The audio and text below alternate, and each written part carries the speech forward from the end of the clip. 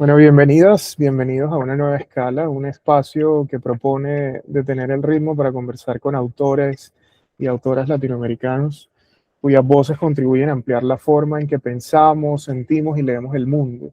Somos la plataforma de entrevistas de la Junta, un club de lectura virtual con enfoque social, donde la literatura funciona como punto de partida para abordar tensiones contemporáneas que atraviesan nuestras vidas. Hoy hacemos escala en Argentina para conversar con Martín Felipe Castañet sobre su libro Los cuerpos del verano, una novela publicada originalmente en 2012, que más que adelantarse a su tiempo, parece haber encontrado nuevas resonancias cada año que pasa. Martín, es un placer y un gusto tenerte por acá. Gracias por aceptar la invitación. No, por favor, el gusto realmente es todo mío. Tu biografía, la oficial, la que estuve revisando, dice, bueno, desde la revista Orsay, eh, dice que tú naciste justo cuando se dio el Mundial del 86. Eh, y eso me llamó la atención. Además, bueno, eres doctor en letras por la Universidad Nacional de La Plata. eh, y bueno, eso creo que va marcando también un poco el estilo que tiene Martín a la hora de escribir. Los cuerpos del verano aparece justo ahí. Es una ficción sobre cuerpos e identidades, pero también una especie de ensayo narrativo sobre las consecuencias sociales de nuestras obsesiones tecnológicas. La novela abre con un gesto que sorprende por su naturalidad. Eh, y es un personaje que luego sabemos que le dicen Rama, y más adelante me gustaría hacerte una pregunta sobre ese nombre puntualmente. Eh, Rama, después de décadas en flotación, regresa al mundo encarnado en un cuerpo reciclado, específicamente en una mujer obesa, en una mujer gorda, como dice eh, literalmente esta parte del libro. Y lo que en una lectura rápida puede parecer una especie de truco de ciencia ficción, la suspensión de la conciencia en la red, esa posibilidad de volver, si se consigue un cuerpo disponible, se revela muy pronto como un dispositivo para generar obra, para pensar preguntas incómodas. Y una de esas es: ¿qué entendemos por vida? ¿No? ¿Quién define el valor de un cuerpo? ¿Qué ocurre cuando el mercado regula incluso la continuidad de la existencia? Quisiera empezar por ahí, Martín. La flotación en tu novela no es simplemente un más allá, sino un espacio social un poco como con reglas, jerarquías y condiciones de acceso. Hay quienes pueden comunicarse fluidamente con sus familias y otros, por el contrario, quedan aislados por falta de recursos o de redes afectivas. ¿Cómo concebiste ese mundo donde incluso la muerte, o mejor dicho, la suspensión de la vida, se vuelve una experiencia profundamente desigual? Mm. Bien, para empezar me gustaría decir que en todo lo que imaginé y planteé en la novela, siempre lo hice desde una perspectiva que no anulara la muerte. Por eso me gustó cuando ibas desarrollando esta presentación, y hablaste no, en un momento no de una suspensión de la muerte, sino de la vida, o de los procesos vitales, ¿no? que conocemos todos, porque en lo que yo planteo es necesario morir. Y a mí me parece una diferencia fundamental con la mayor parte de las narraciones, ¿no? sobre cierto tipo de inmortalidad, ¿no? En la que, precisamente lo que se evita es morir. En este caso, por supuesto, eso no pasa. La única condición para poder pasar a Internet y continuar una vida, digamos, de manera virtual, o eventualmente ser descargado en un nuevo cuerpo, es necesariamente a través de la muerte. Entonces ya eso a mí me permitía, digamos, cuando digo eso quiero decir tener ese centro moral, ¿no? Yo lo veía siempre como un centro moral. La muerte no es evitable, ¿no? Lo que es evitable son las consecuencias posteriores a la muerte, ¿no? Que es la putrefacción inevitable, ¿no? Eso es algo, todos aquellos que hayamos visto morir una persona o un animal, digamos, otro animal, digamos, no necesariamente un humano, sabemos que la muerte tiene eso algo impactante, ¿no? Que es que en un momento el ser está vivo, en otro momento el ser está muerto. Es muy notorio cuando algo murió, ¿no? Por esa carencia de vida, carencia de hálito. Eh, y al mismo tiempo sabemos que todo lo que va a continuar después es ese proceso de putrefacción y de regreso a el origen, ¿no? El origen del cuerpo, que es volver a la naturaleza. Entonces, cuando yo me planteé este proceso tecnológico, ¿no? Que es lo que estructura esta historia, lo hice siempre pensando en esa circunstancia. Eh, y por otro lado, vos mencionabas el hecho de las desigualdades económicas. Y eso es, digamos, el segundo centro moral, ¿no? Que yo sabía a medida que fui desarrollando la novela, una novela que se escribió rápido, entonces de alguna manera como que tenía que tener las cosas claras. Eh, Sabía que iba a partir de la misma desigualdad que con cualquier otro objeto o tecnología. Yo soy de Argentina, como ya dijiste, Mm.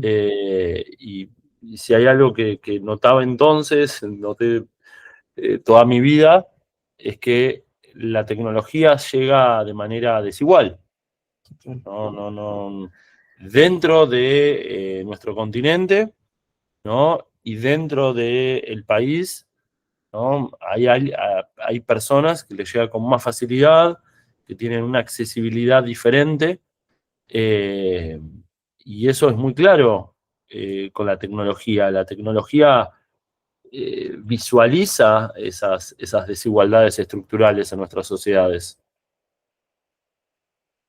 Ok. Martín, con el personaje de Rama, también me llamó la atención un asunto y es esa falta quizá de compatibilidad que ella encuentra o que él encuentra en el cuerpo inicialmente asignado, que es el de una mujer, como él lo dice, gorda, anciana, y que tiene que cargar con una pila. Mm, eh, digamos, pegada a su cuerpo. Cuando planteabas eso de el asunto de escoger cuerpos para volver a la vida saliendo ya de la flotación, que ahí nuevamente aparece el asunto de acceder a los cuerpos que el nivel de ingresos le permita a cierto grupo de personas. em, ¿Cómo trabajaste, por ejemplo, ese tema de que un cuerpo ajeno puede arrastrar memorias que no son del protagonista, pero que igual condicionan su presencia en el mundo? mm. Bueno, a decir verdad es algo que yo no logré desarrollar del todo.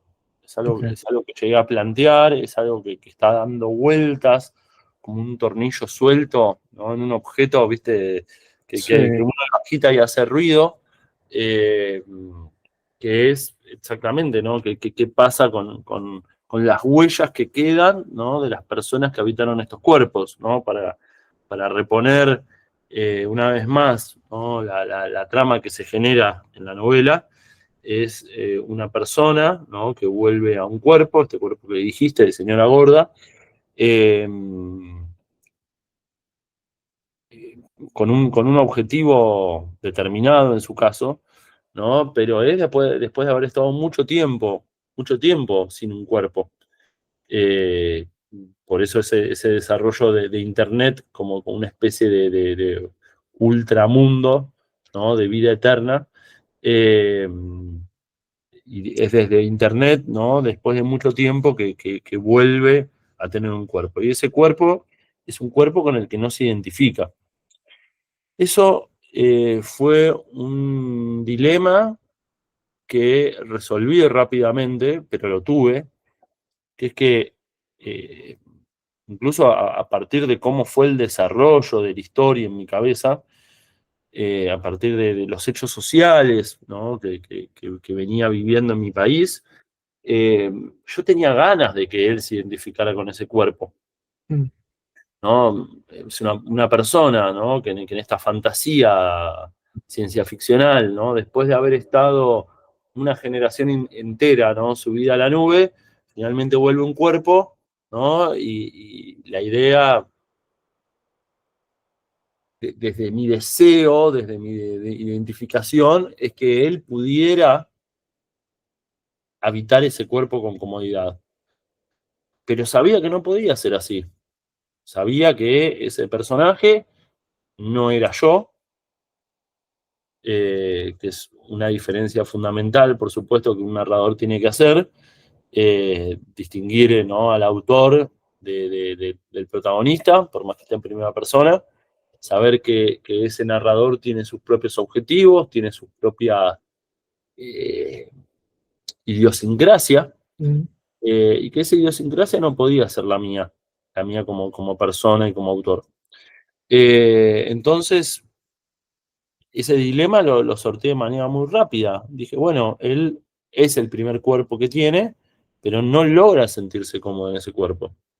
Y acá, por supuesto que estoy pensando en lo que nos sucede en nuestra vida diaria, con,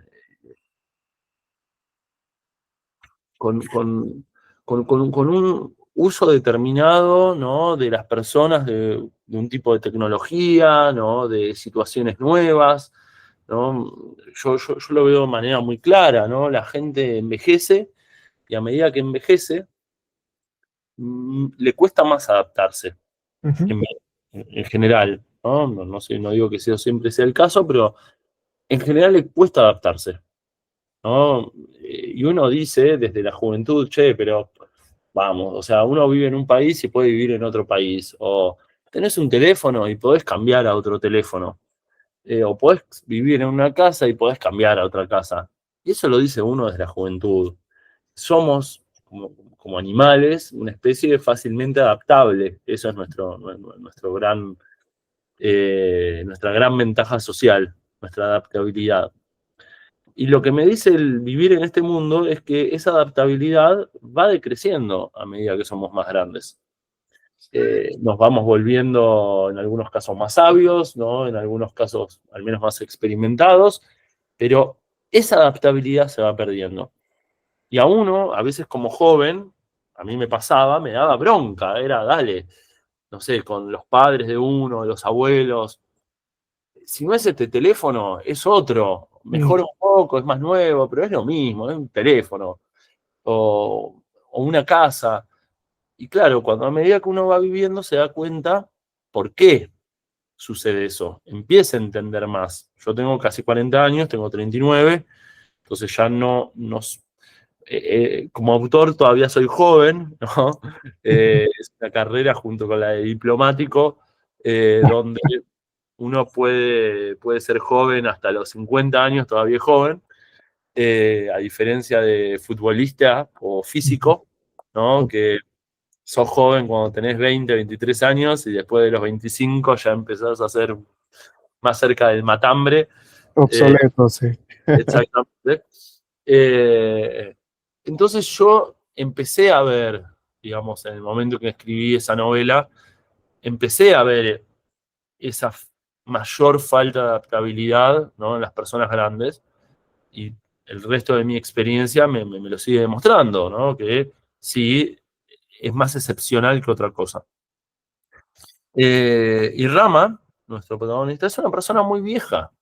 Mm, La gracia de esta novela es que no se ve su cuerpo original, no se ve las huellas de todo el tiempo que él pasó existiendo, pero es una persona vieja. Y como persona vieja, que no es experto en esto de cambiar de cuerpos, es el primer cuerpo que tiene después de muchísimos años, es alguien que está completamente oxidado, ¿no? Que está eh, en una posición en la que no puede eh, darse el lujo de decir, sí, por supuesto, yo me adapto, ¿no? Bueno, ahora tengo un cuerpo de mujer y bueno, saquémosle el jugo a este cuerpo de mujer. No, él no sabe cómo y no tiene muchas ganas tampoco. ujú, De vuelta, fue un dilema, porque desde mi juventud, ¿no? Desde mi posición, es como, yo diría que sí, ¿no? Diría, bueno, ese es lo que hay que hacer para estar vivo, por supuesto que puedo, ¿no? Y no solo puedo, sino que hasta lo disfrutaría, pero yo de vuelta no soy Rama. Ok. Martín, este es un libro lleno de un montón de paradojas. Hay quienes quieren morir para cambiar de cuerpo, pero hay otros que tampoco quieren pasar más allá de esta primera muerte, por decirlo de alguna manera. Porque evidentemente hay otra serie de complicaciones y de externalidades, quizá, que no hemos llegado a superar al menos en este mundo que nos planteas. Uno de ellos, como ya lo mencionábamos anteriormente, la desigualdad para acceder a cierto tipo de cuerpos. Mm, Y me gustaría detenerme en un fragmento del libro para que hablemos un poco sobre qué significa este tema de la primera muerte y de la prolongación misma de la vida. Em, Dice así, abro comillas, cada vez hay más adeptos a la pena de muerte. A los condenados los queman en cuerpos defectuosos. Las ejecuciones suelen ser dolorosas. Conozco la historia de un violador que fue electrocutado y luego quemado en un cuerpo con espina bífida. En otro caso, un asesino serial fue devorado sin anestesia por animales de circo, con entrada gratuita. Ahora está en un compartimiento de la red al que no se puede acceder, salvo con contraseña gubernamental. La prolongación de la vida suele estar acompañada de una prolongación del fascismo. Eh, Decía entonces que la novela tiene esas escenas donde algunos personajes desean morir o más precisamente desean morir para cambiar de cuerpo. Y ese gesto casi que invierte la lógica tradicional de que ya la muerte no es el límite, sino un trámite.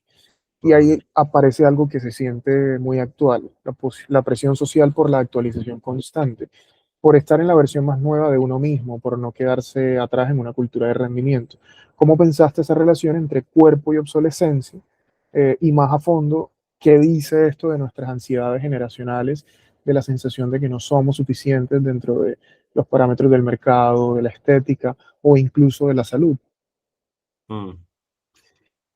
Para empezar, tengo que decir que entre que lo escribí y la realidad que nos toca hoy en día, creo que todo se fue agravando.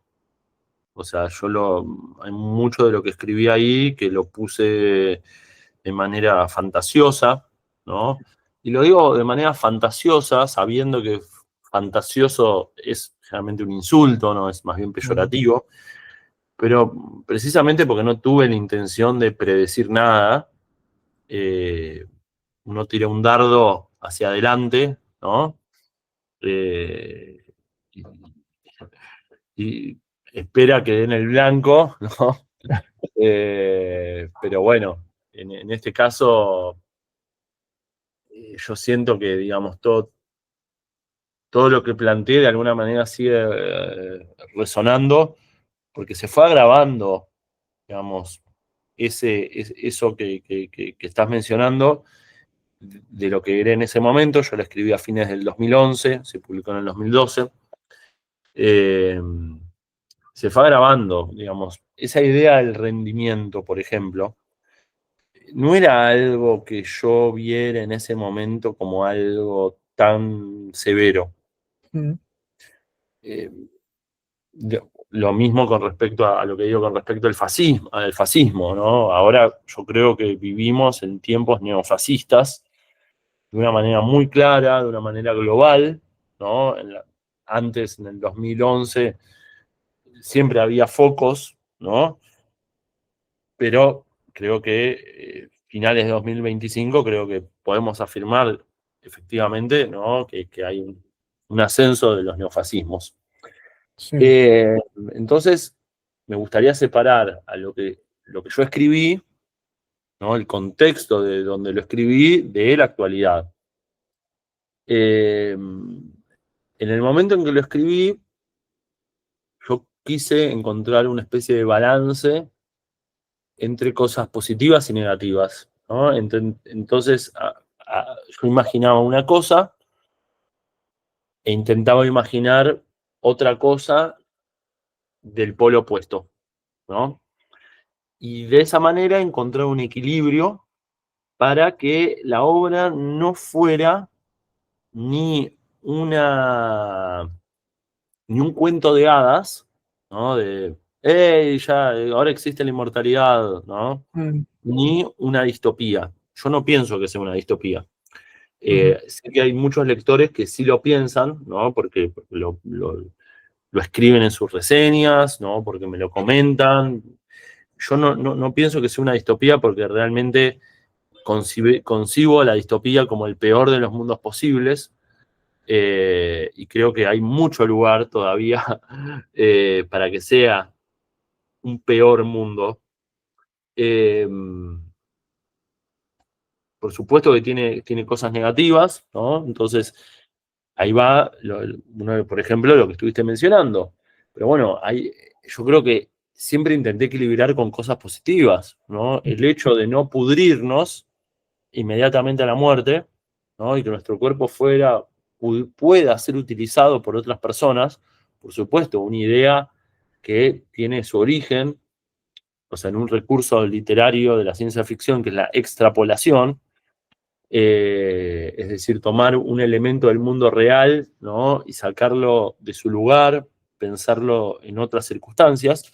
En este caso es con la donación de órganos, ujú, ¿no? Alguien muere. Yo me acuerdo de haber leído, porque uno se cruza con cosas, o leído para la novela, y lo cierto que es muy impresionante, ¿no? Le sacan el corazón a una persona que murió y se la ponen a otra, y esa otra sigue viviendo. Eh, una operación extremadamente compleja. Y a medida que vemos, la donación de órganos es cada vez más completa, ¿no? Donación de piel, de ojos, ¿no? No solo de riñones, ¿no? Entonces, la extrapolación era, bueno, quizás nos morimos y ese cuerpo, ¿no? Que es el final de la vida para una persona, es el comienzo de la vida para otra. Entonces, yo lo tomé como algo positivo. Por eso digo, no es una distopía. El ujú, hecho de que la muerte no sea necesariamente el final, o sea, sí que exista la muerte, pero que no sea el final, yo lo tomaba como algo positivo. Entonces tenía que encontrar algo que fuera decididamente negativo, ¿no? Entonces, así llegó a esta idea. Bueno, si efectivamente existe la posibilidad de que la muerte no sea el fin, conociendo como conozco a los gobiernos, entonces probablemente vuelva la pena de muerte, mm, ¿no? Porque precisamente van a utilizar eso, ¿no? Esa posibilidad de revivir como argumento para, bueno, dado que hasta el reo, hasta los prisioneros pueden revivir, porque eventualmente es un derecho humano, entonces al menos castiguémoslo de la manera más dura posible. Entonces, si vos estabas en contra de la pena de muerte, ¿no? Porque era el fin de toda redención posible en términos espirituales o sociales, bueno, ahora con esta nueva vida ni siquiera puedes argumentar eso. Así que vuelve la pena de muerte. Y junto con eso, uno empieza a pensar en un montón de cosas negativas que se pueden utilizar con una tecnología de esta manera. Entonces, siempre estuvo basada en la idea de pensar cosas negativas y positivas. Y lo cierto es que eh, lo que termina sucediendo con respecto al hoy es que de las positivas no puedo decir mucho porque esa tecnología todavía no existe, ujú, ¿no? Todavía uno no puede pasar el cuerpo de otra persona muerta para continuar viva, ni uno puede seguir viviendo en Internet, ¿no? Por mucho que mucha gente se humedezca pensando en esa posibilidad a partir de la inteligencia artificial. Pero los aspectos negativos, aunque sea de manera simbólica, yo creo que sí se fueron dando. ujú, Por ejemplo, esto que planteaste, ¿no? De la idea del rendimiento, ¿no? De que todo sea rendir, ¿no? Ser contabilizado, ¿no? Que haya sistemas en todos los aspectos de la vida, incluso los universitarios, en el sistema científico, ¿no? Yo digo los que conozco, de los que soy parte, los mm. que creo que son humanos, no hablo de un deportista de alto rendimiento, ¿no? En que ahora todo tiene que ser mensurable, todo tiene que, todo está sujeto de unas evaluaciones muy absurdas, ¿no? De rendimiento que no contemplan cómo funciona la creatividad, el descubrimiento, el proceso científico, la, la- la eficiencia en un sentido general. eh, Así que en ese sentido, definitivamente la realidad es peor de lo que yo creía en ese momento. Yo encontré que el mundo que creaste en los cuerpos del verano, como sucede muchos años adelante de nuestra era, eh, uno podría tener la presunción de que habrá cosas que habremos superado o en las que nos habremos puesto al día. Pero curiosamente, la muerte dejó de ser un problema. Ya la gente puede cambiar de cuerpos, pero no resolvimos, o al menos en la novela no está resuelto el tema de la pobreza, de la precarización laboral, de la jerarquización social, incluso de estas, digamos, privilegios de la estética. Y encuentro yo, por lo menos en el tema de la precarización laboral, cuando Rama, después de haber pasado de la flotación, el cuerpo de esta señora se acerca a otro personaje llamado Moisés para buscar trabajo, porque necesita, pues, de alguna manera, cubrir sus necesidades. eh, y pareciera que ella lo necesita también porque hay un par de temas pendientes que ella quiere resolver otra vez en su vida. Eh, el cuerpo reciclado de Rama no solo determina su identidad social, sino también su posición económica. Hay trabajos que no puede realizar por las limitaciones del cuerpo que ocupa y hay otras que le exigen una exposición física que el cuerpo no tolera. Mm, Eh, Me interesa mucho esa lectura porque aún dentro de una trama de ciencia ficción, la novela parece hablar de algo muy concreto, de cómo al menos, hablando de modelos económicos, el capitalismo sigue decidiendo qué vidas son aptas, qué cuerpos son funcionales, qué cuerpos sirven. Em, ¿Pensabas, Martín, en el mundo laboral cuando escribiste sobre cuerpos que se desgastan, se compran, se intercambian, se optimizan? mm. Sí, no había leído todavía esa frase que cita Fredric Jameson, ¿no? Muy conocida en este momento, que Ujú. es más fácil imaginar el fin del mundo que el fin del capitalismo. Creo que esa frase ha tenido mucho éxito, ¿no? Ha aparecido en camisetas, ¿no? Claro, Eh, que hasta se le atribuyen a este Mark Fisher. sí, sí. Yo sé que Jameson la cita, pero nunca pude identificar cuál era el autor real. Puede que sea Fisher, sin duda, porque eh, es su forma de pensar. Eh, Claro. no la conocí entonces, pero me parece que reproduce muy bien, digamos, lo que yo pensé en ese momento. Yo venía de descubrir el mundo laboral. Eh, Cuando escribí la novela es el final de un periodo, ¿no? De 6 años, donde entré por primera vez al mundo laboral, me independicé, me fui a vivir solo y viví trabajando mientras estudiaba y terminaba mi título de grado, ¿no? Mi licenciatura en letras en la Universidad de La Plata. Eh, Justo se dio que terminé la novela y la presenté a un concurso, Cuerpos del Verano, y me gradué y dejé ese trabajo estatal. Pero entonces, cuando escribí eso, era el punto culmine, ¿no? De esos 6 años aprendiendo, digamos, cómo es el trabajo, ¿no? Mm. Cómo son las condiciones laborales, ¿no? Las injusticias, las gratificaciones, ¿no? Porque el trabajo tiene muchas gratificaciones, desde cuando te felicitan por cómo uno hace su trabajo y también con el salario, por supuesto.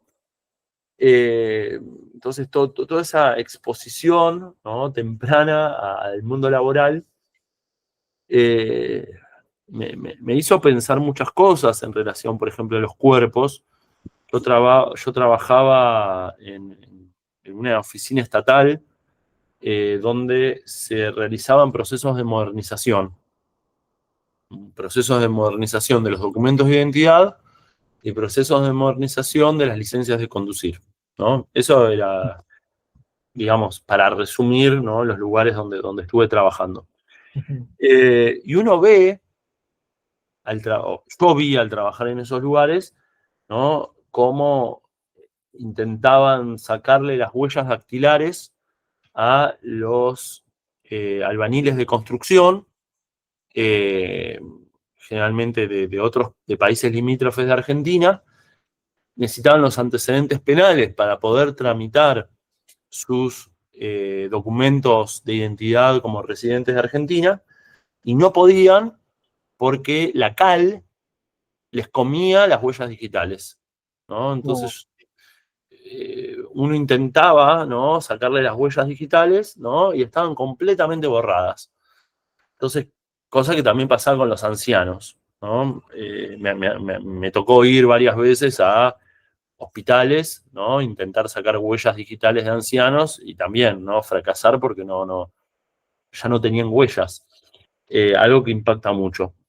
Pero estamos acá hablando de gente joven y no tenían huellas digitales por el tipo de trabajo exigido que realizaban, que tenían que tomarse el día en el trabajo, tenían que faltar al trabajo, lo cual, por supuesto, generalmente significa no cobrar ese día, para ir a esta oficina pública a hacer este trámite que les exigen, y no lo podían hacer por no tener las huellas. ¿Y qué les respondía el Estado? ¿No? ¿O qué debía responder yo como agente del Estado? Mirá, tenía que decirles, no te puedo terminar el trámite porque no tenés huellas digitales. Sin huellas digitales estás afuera del sistema. Tenés que dejar de trabajar durante una semana. Si dejás de trabajar durante una semana, o si usás guantes, te proteges las manos, te vuelve a crecer la epidermis, ¿no? Y podemos volver a tomarte las huellas. Podemos volver a tratar de tomarte las huellas. Y es muy difícil decirle eso a alguien, ¿no?, que tiene un trabajo donde no puede tomarse la libertad de decir, sí, durante una semana no trabajo, durante una semana me cuido las manos. Entonces, yo cuento estos episodios porque es el contexto en el que yo escribí esta novela. O sea, yo veía de primera mano cómo los que tienen peores trabajos viven en peores condiciones y los que tienen los mejores trabajos viven en las mejores condiciones.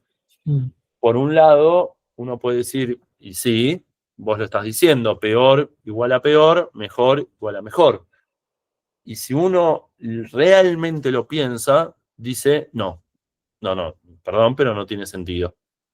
No tiene sentido que la persona que trabaja con la basura, que trabaja con restos mortales, ¿no?, que trabaja con circunstancias de seguridad muy severas, reciban una paga tan miserable. La lógica me indica lo contrario. No peor igual y mejor igual peor. Entonces, a la hora de pensar mi mundo ficcional, yo entendí que podían cambiar muchas cosas respecto a cómo nos relacionamos con otras personas, cómo se articula la familia, cómo se articula la sexualidad, etcétera, etcétera, etcétera, pero no con el mundo del trabajo, no con el sistema en el que vivimos. El sistema en el que vivimos se impone a todo lo demás. Y en todo caso tenía que imaginar un mundo completamente diferente. Pero el mundo que yo estoy imaginando seguía funcionando bajo las reglas en las que se rige el trabajo actual. Y en ese sentido, y acá es esta visión, en este aspecto al menos pesimista, en otros aspectos es optimista, pero en este pesimista, Sí. es cuanto más posibilidades haya, ¿no?, de recuperar el cuerpo, las empresas más van a malgastar los cuerpos, ¿no? Más les van a decir a sus operarios, trabajá con menos mecanismos de seguridad, ¿no? Sí. Pagándote menos mecanismos de seguridad. Porque total, te damos otro cuerpo, ¿no? Obviamente haciendo un uso completamente inhumano de, digamos, de que uno no quiere morirse, Mm. ¿no? Está la posibilidad de continuar en otro cuerpo, pero la gente no quiere morirse, no quiere estar cambiando de cuerpo todo el tiempo. En el mundo que imaginé, por supuesto que las empresas cada vez retirarían más los mecanismos de seguridad, que es siempre inversión, inversión, inversión, diciendo, bueno, total, a la gente pobre le damos otro cuerpo cualquiera, otro cuerpo fallido, y listo, y con eso no se van a quejar. Martín, el libro, como mencionaba también antes, dialoga con un montón de asuntos sociales críticos. Uno de ellos es la misma corporalidad. Em, digamos, cuáles son esos cuerpos aptos que, pues ya lo ha respondido, que pueden habitar ciertos espacios, cuáles no. Y me gustaría hacerte una pregunta un poco más general sobre un tema generacional, es decir, quienes lean este libro y tengan menos de 30 años pueden encontrar que este libro dialoga un poco con los miedos actuales, el miedo a quedarse sin tiempo, a no poder costear eh, algún, alguna especie de actualización, cualquiera que ésta sea en el futuro, o habitar una vida que se define por la productividad y no por la experiencia. ¿Crees tú que, por ejemplo, esta novela, para quien es menos de 30 años, dialoga bien con las preocupaciones contemporáneas de quienes hoy tienen esa edad o menos, de 30 años hacia atrás? Con respecto a los cuerpos aptos, eh, por supuesto que lo tuve en cuenta desde el comienzo, eh, y por eso de hecho puse el epígrafe de Stephen Hawking, Ujú. ¿no? A mí tenía ganas de desarticular la solemnidad, ¿no?, que uno suele ver, entonces me parecía muy apto, ¿no?, que el epígrafe, ¿no?, con el que abre la novela, ¿no? Bueno, que está la tapa de esa primera edición argentina, fuera de Sí. Stephen Hawking. Ajá. El epígrafe es ese texto, ¿no?, de inicio, texto ajeno, ¿no?, una cita, porque precisamente el cuerpo de Stephen Hawking era, ¿no?, en ese momento todavía vivía, era un cuerpo totalmente inapto, Claro. totalmente discapacitado en todo sentido. Y al mismo tiempo es uno de los pocos genios en los que uno podía pensar, si alguien te dice la palabra genio, ¿no?, que Mm. estuviera vivo, ¿no?, Einstein, cualquiera podría decir Stephen Hawking, ¿no? Incluso persona exitosa, autor, ¿no?, viajero también, estuvo flotando en el espacio, en gravedad cero al menos, eh, no sé si en espacio, pero gravedad cero seguro. Entonces, uno puede decir Stephen Hawking. Sí. Incluso actuó, me acuerdo que estuvo en Big Bang Theory. Bueno, ¿a qué voy con todo esto? Que la lógica de los cuerpos aptos versus los inaptos, ¿no?, los más deseados, ¿no?, está cargada de mucha ironía, de muchas sorpresas, ¿no? Y una puede ser que los cuerpos que son, ¿cómo se llama?, detestados, ¿no?, por diversas razones, pueden ser muy deseados por otras. Ujú. Y eso lo puedo vincular con dos cosas, ¿no? Una, digamos, anterior a mi novela y otra posterior, que yo creo que sí, sí. La posterior es Get Out, ¿no?, la película, ¿no?, que Sí. cuando la vi entendí que en el fondo tenía una premisa parecida a mi novela, ¿no? Acá mencionan Mikey 17, los comentarios, yo esa todavía no la vi. Get Out, más allá de que está estructurada diferente, ¿no? Y planteada desde el género de terror, lo cual lo hace muy diferente, tiene una premisa diferente, ¿no? Pero incluye esta idea de supremacistas blancos aprovechándose de la corporalidad, ¿no? De los afroamericanos. Eso es a posterior de la novela. No me acuerdo de qué año es Get Out, pero recuerdo que era posterior. La anterior son las selecciones de fútbol, ¿no? Y cómo países que en muchos aspectos pueden ser extremadamente racistas, cuando llegamos a el ámbito futbolístico, ¿te acordás que vos empezaste señalando sí, el día que empezó el Mundial del 86? El 86, sí. Soy un futbolero.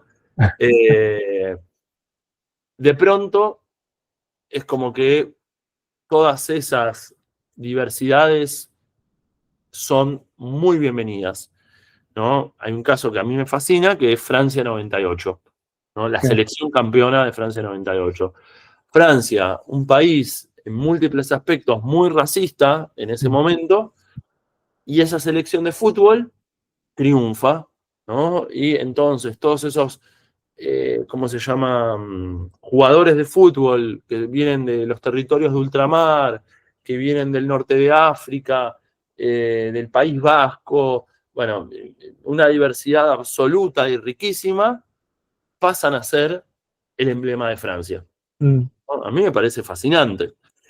Y podemos ver cómo hay países que son completamente, al día de hoy, cada vez más racistas, cada vez más anti-migración. Ahí está esa idea de la prolongación del fascismo. Sí. Pero en cuanto a sus deportistas, ¿no? Al revés, cada vez captan más y más, ¿no? De esas diversidades, ¿no? O minorías que, por ejemplo, para ejemplificar, pasa con, digamos, los atletas de procedencia afroamericana. Y con respecto a tu segunda pregunta de los menores de 30, yo no sé si puedo responderte. A ver, yo soy profesor universitario, creo que sí, lo mencionaste. Tengo muchos alumnos de primer año, no porque mi materia sea de primer año, ¿no? Pero por suerte genera mucho interés, doy literatura norteamericana sobre todo. Okay. Y yo te podría decir en base a mi experiencia, ¿no? Que en múltiples aspectos cada vez se lee de una manera diferente. Esa manera diferente para mí es una manera peor, pero al mismo tiempo, ¿qué generación no piensa, ¿no? Que la siguiente en algo fundamental, sea la música, sea el deporte quizás, o lo que fuera, está empeorando? En mi caso, creo que hay un empeoramiento de las normas ligadas a la lectura, porque para empezar, se basa mucho en la identificación entre el autor y lo que se narra. Okay. Algo que, por supuesto, a partir de lo que hablamos antes con respecto a Rama, ¿no? Como señora gorda, por supuesto yo estoy en las antípodas de ese pensamiento.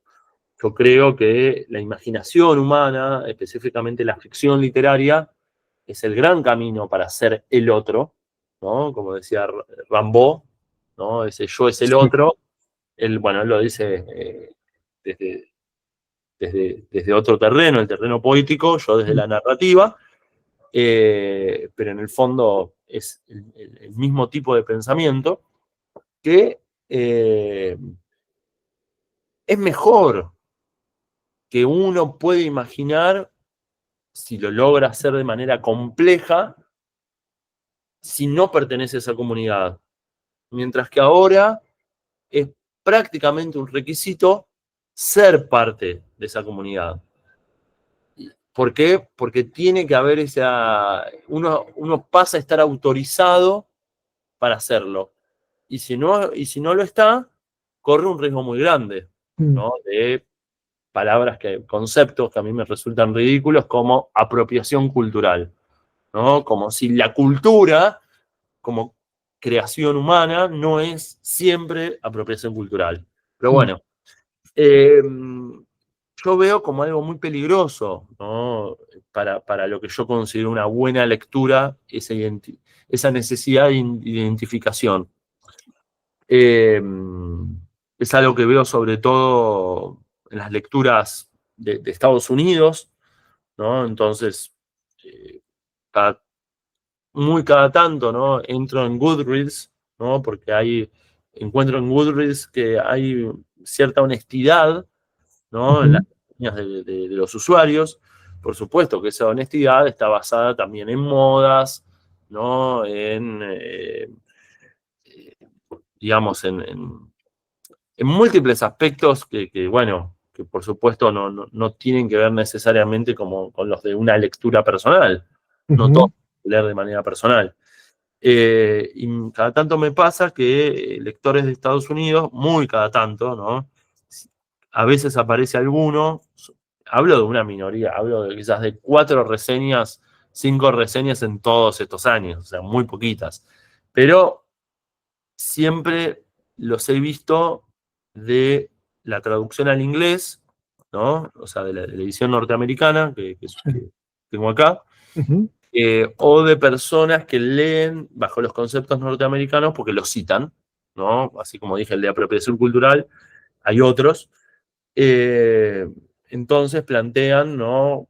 Por ejemplo, que hay un colorismo y que entonces es una novela racista.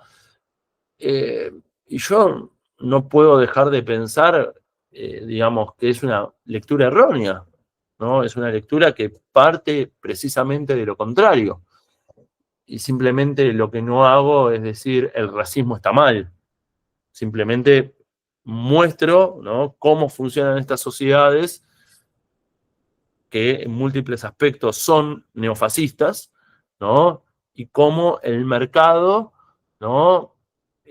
Deglute esos cuerpos, ¿no? Bajo sus condiciones y los ve como objetos, ¿no? Y las personas con mayor capacidad económica, y acá quiero decir, eso incluye a la clase media, mm, hay algunas películas donde esta idea de eh, nuevos cuerpos o acceder a una vida eterna generalmente está ligado a los ricos, ¿no? Como hay alguien rico, por ejemplo, la sustancia, ¿no? ajá, Pagás una fortuna, ¿no?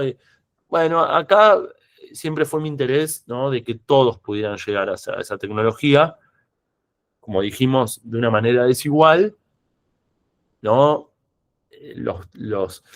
Los más pobres tienen versiones más truchas, ¿no? Versiones más precarias que funcionan mal, ¿no? O de una manera muy tardía, pero tienen acceso, ¿no? Bueno, entonces en esa sensación, por supuesto que eso me lleva a decir, bueno, no, acá no, el autor, obvio yo, no es racista, pero incluso si yo no fuera el autor, tampoco sería o sea, yo porque me conozco así a mí mismo, pero si yo no fuera el autor, tampoco podría coincidir, porque es un dispositivo narrativo, con un personaje que habla en primera persona, o con un mundo que no es el nuestro. Eh, entonces, yo considero bastante problemático ese tipo de lectura. eh, y el correlato de esta lectura que yo veo es que están esquivando cada vez más el riesgo, ¿no? Cada vez van más a lo seguro. Yo lo veo como algo peligroso eso, ¿no? Por el miedo a la cancelación, ¿no? Miedo a el, el- el- el- el hecho de recibir en lo que decían en la Isla del Tesoro, la mota negra, ¿no? Sí. Esa señal, ¿no? De listo, ya estás, ¿no? Es el ostracismo para vos porque metiste la pata. Entonces, la opción es ir a lo seguro. Mm, Por eso, por supuesto, la lógica indica que es obvio que las ficciones del yo van a prevalecer en esta nueva circunstancia porque no hay nada más seguro que el yo, ¿no? Entonces, eh, no podría decir que yo puedo ver cómo leen, ¿no? Los lectores de la generación siguiente a la mía. ok. Yo sé que leen mucho,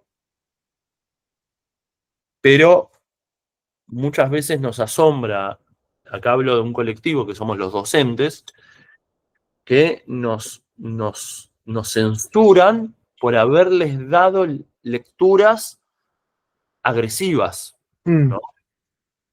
No, de lecturas donde alguien eh, intenta suicidarse o que una mujer es violada o intentan violarla.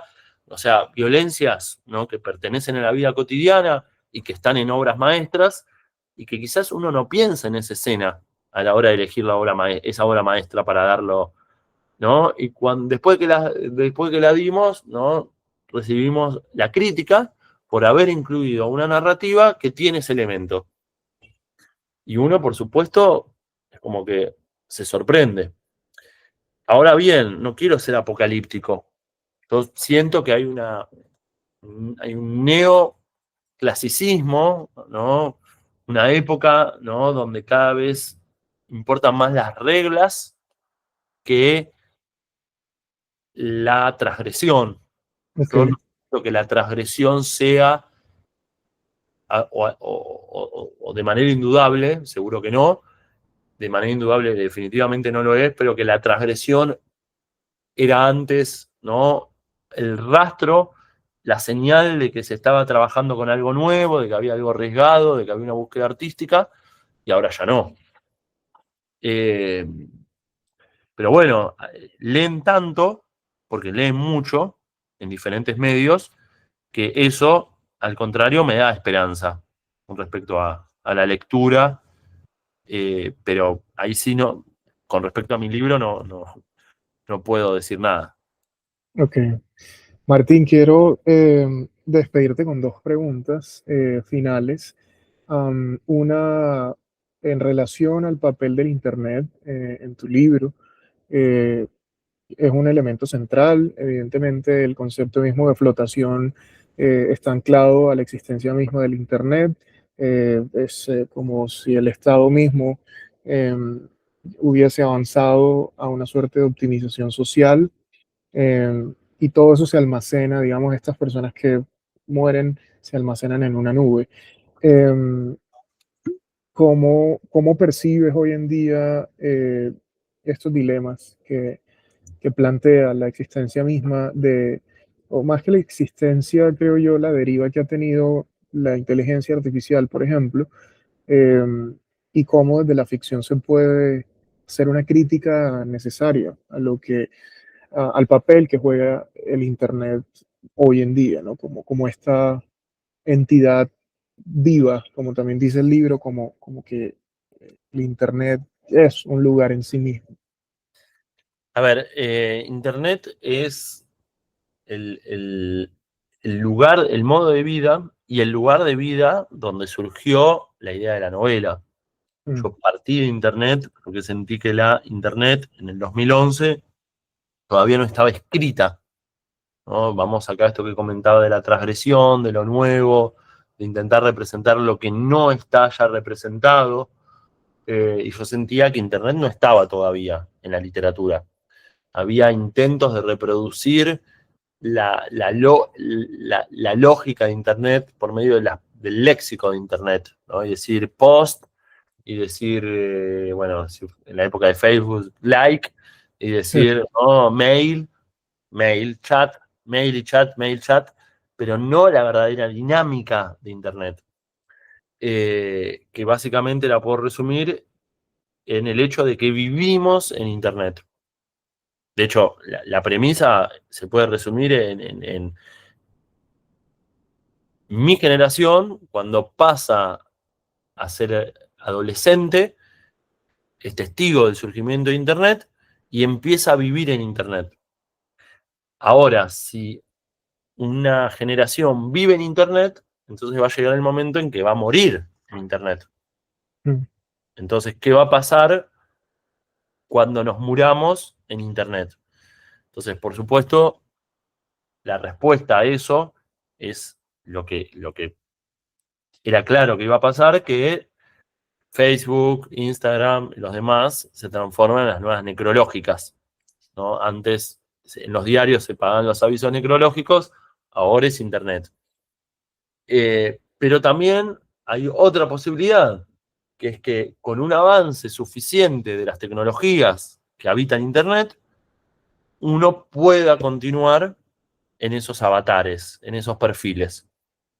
Eh, Eso, por supuesto, fue anterior a la inteligencia artificial, pero era una fantasía imaginable, ¿no? La de, bueno, tienen tantos datos míos, tienen tanta producción mía, verbal, gráfica, etcétera, que eventualmente podrían reproducirme. Sea porque continúa mi conciencia, como pasa en esta novela, o porque hay una inteligencia artificial que la reproduce.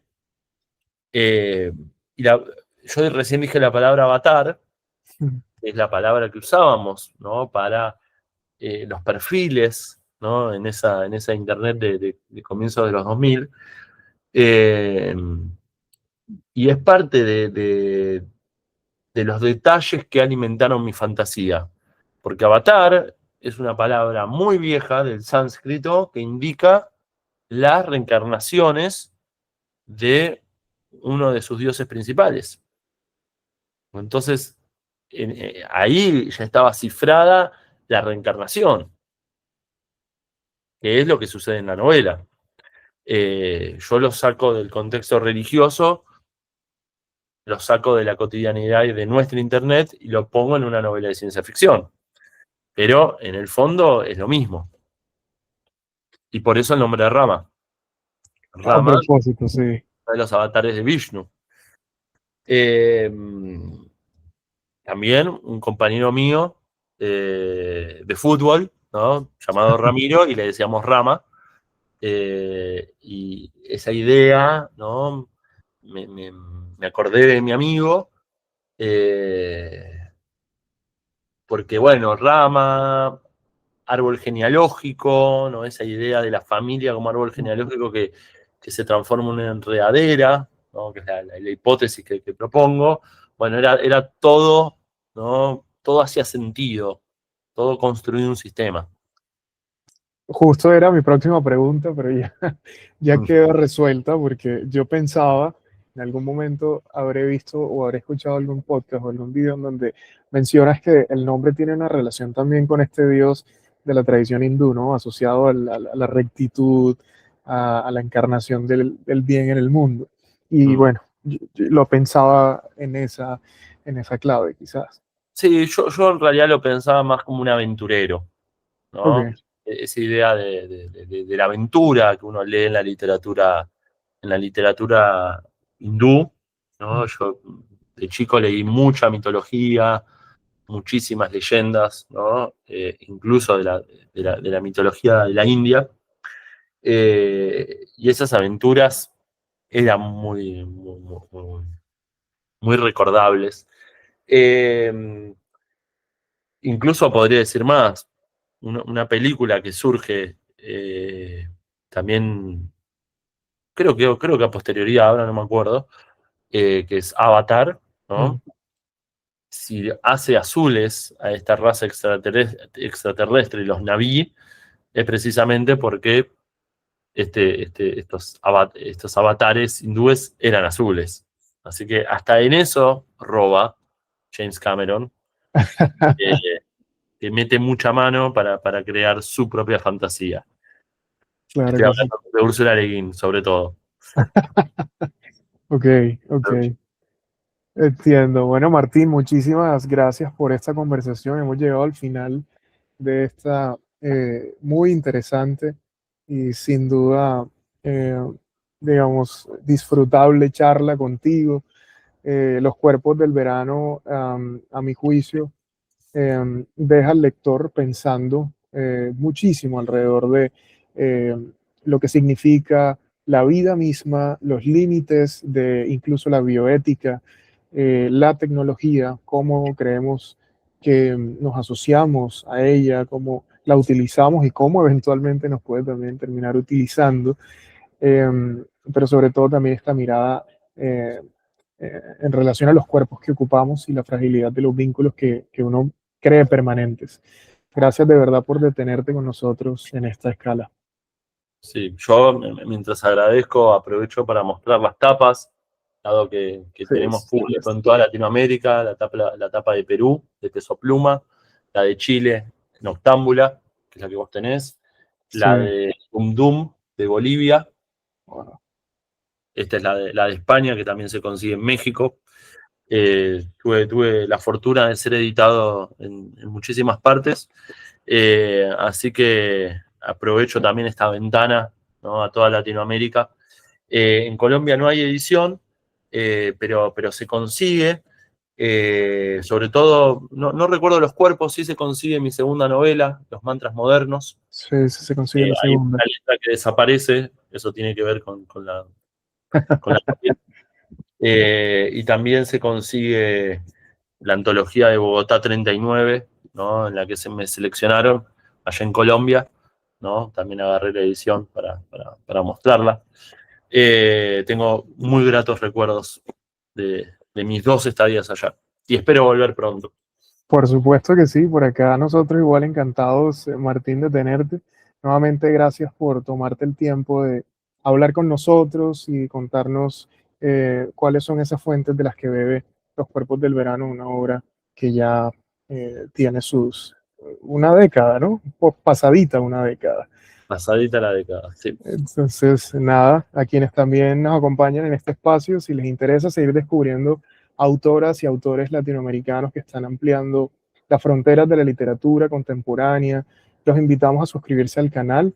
Nos encuentran como Escala by La Junta Club en YouTube y en Instagram como La Junta Club.